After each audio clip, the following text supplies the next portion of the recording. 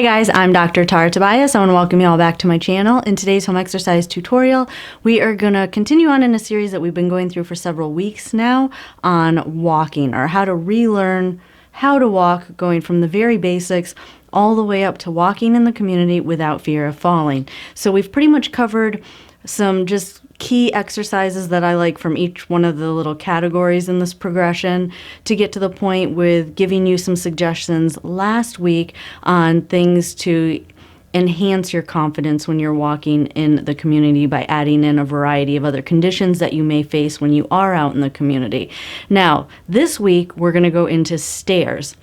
And the reason I include this in the walking series is really because everything we've gone through up until this point, you really need to have those skills in order to be able to go up and down stairs without falling or without any major compensations. So I've divided stairs up into two parts. In this first part, we're going to be going through what most of you are taught when you are in the hospital or very early on. You go up with your good leg and down with your bad leg, or sometimes they call it like marking time, meaning you do like a step two kind of walking pattern. That's the safest method. And so it's usually the first method that we teach you. But I've also gotten some questions from people that do want to be able to go step over step, or they do want to work off of an assistive device when going up and down the stairs. So I'm going to cover that in part 2, because there are some additional skills that are required in order to be able to do that step over step walking pattern when going up and down stairs. If you don't get those foundational pieces in, it's extremely challenging. You're extremely high risk of falling, or at the very least doing some major compensations in order to get that step over step pattern if you don't have some of the foundational activities that I'm going to go over in next week's video. But that's why I split it up today. This is step 1, how to prepare your body to go up and down stairs with that step 2 walking pattern. But before we dive into that, if you're new to my channel and you haven't yet subscribed, go ahead and hit that subscribe button, turn on that notification bell so that you will be notified every time I upload new videos. And now let's go ahead and dive in. So before we dive into the exercises, as I mentioned, this is a 2-part series. In the first series, I'm going through the easier walking method, and then next week it's going to be the more advanced walking method. So as I mentioned, just to reiterate, I'm not going to go through the technique. I will put a link in the description below. I've already done a video on the safe technique to go up and down stairs, and that is the technique that we're going to be preparing for today, which is that marking time, or that step 2 pattern. Some people learn in rehab, go up with the good, down with the bad. If you learned that, that is the method or the pattern that we're going to be doing today. Again, I'm not going to go through the actual walking pattern, but just know that all the exercises that we're doing in this video are to prepare your body for that step 2 walking pattern when going up and down stairs. And then next week, we're going to go over that step over step pattern. So there are some key things that you need for walking that you absolutely need to have perfected in order to go up and down stairs. So a lot of that hip control and knee control that was required for walking in order to be able to support your body weight on your involved leg, absolutely you have to have that. Also, that ankle range of motion that I talked about early on in this progression, you have to have at least 90 degrees of dorsiflexion, meaning your foot cannot be pointed at all. Now, not actively. When I say you need that range of motion, I'm really talking passively. So when you're stretching it, you need to be able to get it to at least 90 degrees, ideally to make sure that you don't have any compensatory strategies. You really want that additional 10 degrees of dorsiflexion. That would be ideal. That is normal full range of ankle dorsiflexion, passive range of motion. In addition to that, you really need to have perfected single leg standing balance. So being able to position and maintain your center of gravity or your body directly over your involved leg, or if you don't have an involved leg, directly over your weaker leg, and be able to maintain it for at least 3 to 5 seconds without losing your balance. And then the last thing, and these are just my guidelines that I use before I will do stair training with someone, is you really need to be able to lift both legs, you have to have adequate strength in both legs to be able to lift your leg against gravity. When you're laying down, I really require that someone can lift their leg against gravity, do a straight leg raise. And if you're standing, again, you need to be able to lift each leg against gravity. In addition to that, and something that was not required for walking but is absolutely required for stairs, is you need eccentric muscle control. So an eccentric muscle contraction means that a muscle can lengthen as it's working. So far we've done a lot of concentric, where you just need to be able to shorten a muscle, but in order to do stairs, you really need to have that eccentric control, and that really is something that you do need to practice specifically. So that will be included in this stair progression. So hopefully all that makes sense, and hopefully it'll make all of the exercises make sense that we're going to go through today. So the first exercise that we're going to do is using this frame. I love this frame. Pretty much all the parts to build this frame you can get at Home Depot for relatively cheap. The reason I like it is because it offers you a little bit of support, but it's still a little bit unstable, so you really can't use your arms a whole lot in order to maintain your balance. So it really challenges the legs just a little bit more.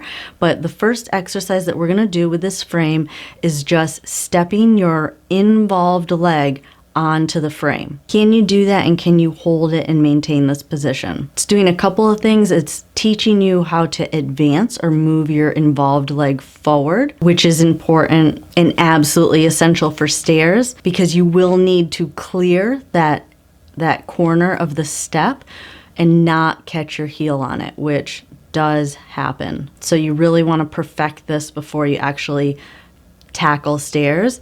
And then to progress that even further, what you're going to do once you get good at being able to step onto it and hold it for 3 to 5 seconds is to be able to step all the way over it. Again, what you're trying to do is not catch your heel on that bottom bar, and that's absolutely necessary in order to be able to step down a step, being able to clear that corner of the step. And then now we're going to flip it around. So now you're going to try and step over it with your uninvolved leg. This is important for going upstairs. You really need to be able to get that uninvolved leg in front of your involved leg, which is a little bit scary and not really necessary for walking. You can kind of cheat this a little bit. In order to clear that step, you really can't cheat this when you're going up and down stairs. You really need to be able to get your uninvolved leg in front of your involved leg. So that's why I like stepping all the way over this pipe and then stepping back. And I would stay here as long as you need to. If anything, it's just going to make your walking better, but it's definitely going to make you feel safer and more secure when you're going up and down stairs. And then to really perfect this, you really want to be able to hold that position for 3 to 5 seconds. This is kind of simulating what it's like, or what it's going to feel like when your uninvolved leg is on the upper step and your involved leg is on the lower step. 3 to 5 seconds I like, because that'll give you plenty of time to be able to step that involved leg up to meet the uninvolved leg, if that makes sense. So that is the first exercise. Now to progress that a little bit, of course, we've stayed on a flat surface up until this point, and that is not really simulating stairs yet, but it's just the first step in preparing your body for stairs. The next step would be to go to kind of a medium-sized step. I have a 4-inch step, and I'm just going to set it on the other side of the block and really do the same thing. Be able to step the involved leg over and onto that step, hold it for 3 to 5 seconds, and then step the uninvolved leg over onto that step and be able to hold it for 3 to 5 seconds. And then the way you progress that is you just go to a 6-inch step and then an 8-inch step. The reason I choose an 8-inch step as the highest, there aren't really a lot of 8-inch steps in Florida, but I did have a patient recently and they have a home up north and they measured the steps and they are 8 inches up there. So I always just do that. Even if you only had to do a 6-inch step, it's still good practice. And if you can do an 8-inch step, then you can definitely do a 6-inch step. So you're going to do that with both legs and just set it up there. Goal is be able to hold each foot up on that step for 3 to 5 seconds. So then the next step in this progression would now be to step up. So you're going to do the same step progression, 4-inch, 6-inch, 8-inch, only now you're going to put your uninvolved leg up on that step and just step the other foot up to meet it, and then step it back down.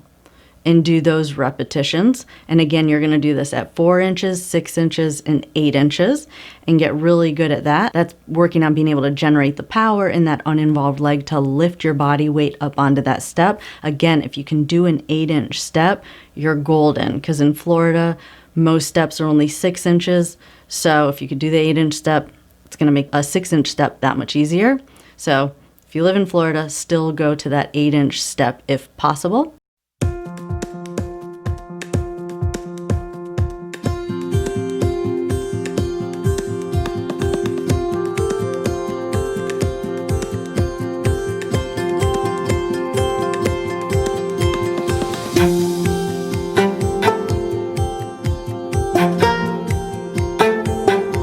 Now, here's where that eccentric control comes in that you didn't really need when you're just walking on flat surfaces. Now you're going to start up on the step and you're going to step down with your involved leg. Remember, we're going to lead with our strong leg going up and we're going to lead with the involved leg coming down.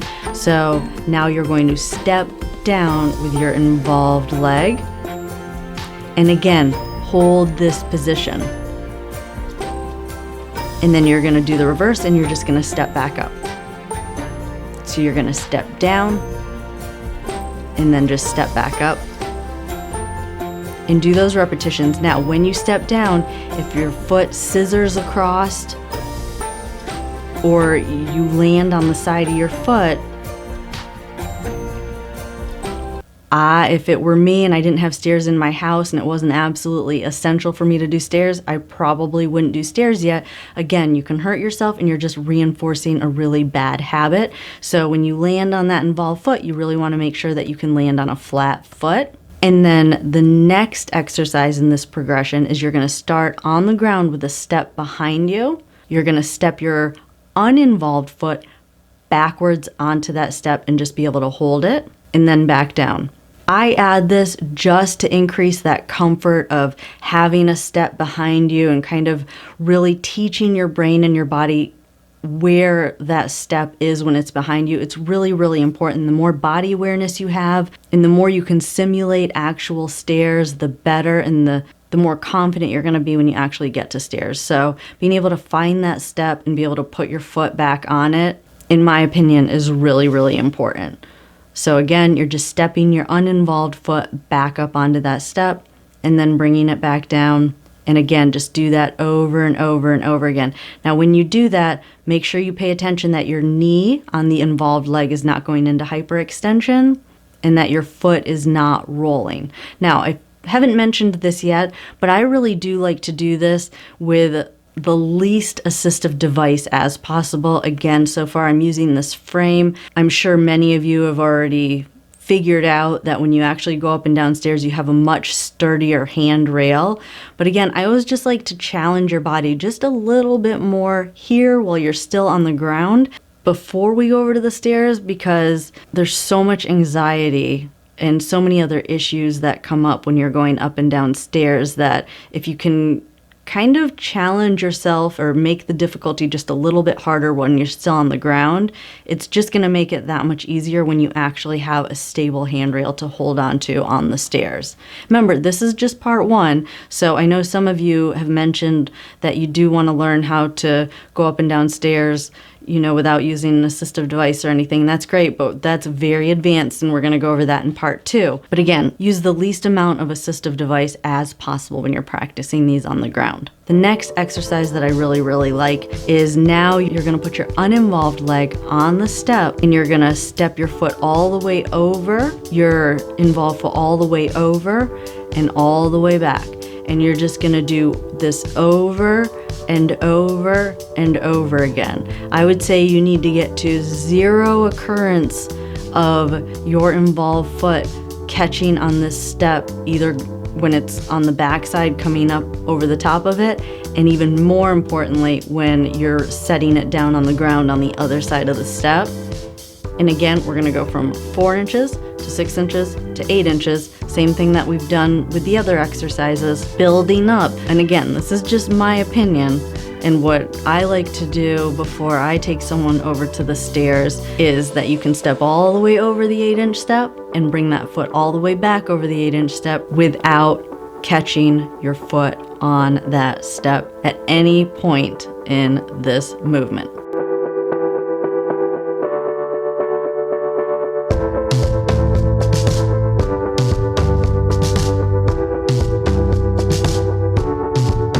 And then again, one final exercise that I like to do, and I know not a lot of you guys are gonna have this foam tumble form that I use, but I spend a lot of time with someone if I'm a little bit concerned as to what they're gonna do when we actually get to the stairs, is walking up and down a ramp. Or this is kind of a more challenging ramp because it's a soft surface, but I really practice a lot with someone being able to walk up this ramp and down this ramp. And the reason is when you're walking downhill or when you're walking uphill, you have to be able to adjust your center of gravity differently to keep it over your feet or your base of support. So your center of gravity is your body, your base of support are your feet. You really need to be able to adjust your upper body or know how to adjust your upper body when you're going up or down an incline to keep your body upright. And this soft surface just adds an additional challenge to make that adjustment, that body alignment adjustment, to challenge that to have to be a little bit more automatic, if that makes sense.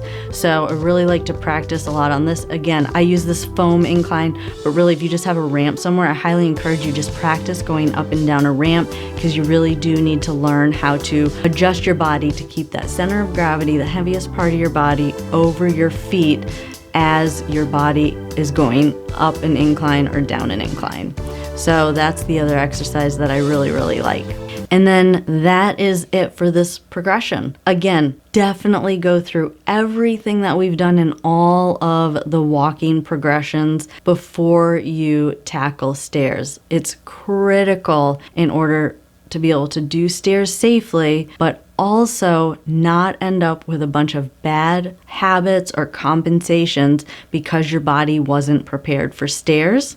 And then that is it. As usual, if you haven't yet subscribed to my channel, go ahead and hit that subscribe button, turn on that notification bell, give this video a thumbs up if you like these higher level tutorials, and I will definitely keep including these. Again, last week that video was viewed quite a bit compared to some of my other videos, which I really didn't think that a lot of you are at that level. But again, if you're at this level and you like these higher level activities, give it a thumbs up so I know to keep making these more challenging tutorials. Again, if you haven't signed up for my newsletter, link is in the description below. Sign up for that. It's just a way for me to connect with you throughout the week. If you haven't visited the new website, I highly encourage you to head over there. I've got a lot of great resources up there and adding stuff daily. So definitely if you want some more rehab tips, check out www.rehabhq.com. I enjoyed spending time with you all today, and I look forward to seeing you all in the next video. You all have a great day.